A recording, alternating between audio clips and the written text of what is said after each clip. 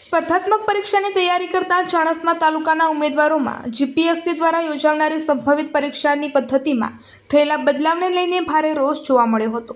ઉમેદવારોએ સીસી ભરતી પ્રક્રિયા અંતર્ગત હાલની સીબીઆરટી પદ્ધતિ બદલે ઓએમઆર અને એમસીક્યુ આધારિત ઓફલાઈન પરીક્ષા લેવામાં આવે તેવી માંગ સાથે ચાણસ્મા મામલતદારને લિખિત આવેદનપત્ર પાઠવ્યું હતું।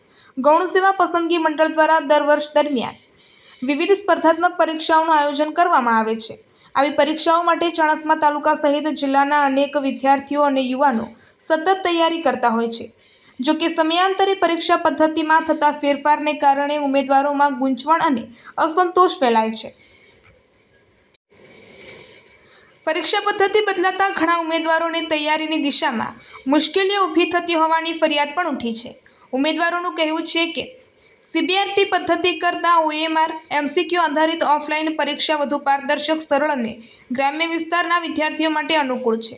ખાસ કરીને ટેકનિકલ સમસ્યાઓ, ઓનલાઈન પરીક્ષાના માળખા અને માનસિક દબાણ જેવી બાબતોને કારણે ગ્રામ્ય અને સામાન્ય વર્ગના પરીક્ષાર્થીઓને નુકસાન થતું હોવાનો આક્ષેપ કરવામાં આવ્યો હતો। આ મુદ્દે ચાણસ્મા ખાતે મોટી સંખ્યામાં ઉમેદવારો એકત્રિત થઈ મામલતદાર કચેરીએ પહોંચ્યા હતા। ચાણસ્મા તાલુકાના 200થી વધુ સ્પર્ધાત્મક પરીક્ષા આપતા ઉમેદવારો લિખિત રજૂઆત કરી અને જીપીએસસી દ્વારા પરીક્ષા પદ્ધતિ અંગે ફરી વિચારણા કરી ઓનલાઈનના બદલે ઓફલાઈન ઓએમઆર પદ્ધતિ અપનાવવામાં આવે તેવી માંગ ઉઠાવી હતી। ઉમેદવારોએ જણાવ્યું હતું કે સરકાર અને ભરતી બોર્ડ દ્વારા પરીક્ષા પદ્ધતિમાં ફેરફાર કરતા પહેલા વિદ્યાર્થીઓના હિત, તેમની તૈયારી અને ગ્રામ્ય વિસ્તારોની પરિસ્થિતિને ધ્યાનમાં લેવી જરૂરી છે।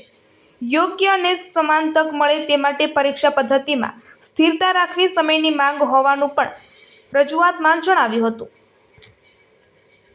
નામ પ્રજાપતિ નિર્મલ છે।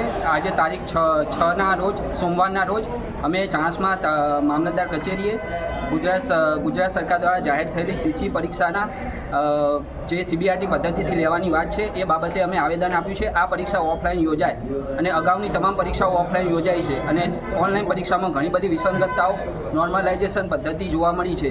આ બાબતે ઓફલાઈન પરીક્ષા લેવાય એ બાબતે અમે સૌ ઉમેદવારોએ આજે ચાણસ્મા તાલુકા મામલતદાર શ્રીને આવેદન આપ્યું છે અને અમારી રજૂઆત આગળ પહોંચે એવી અમે વિનંતી કરીએ છીએ।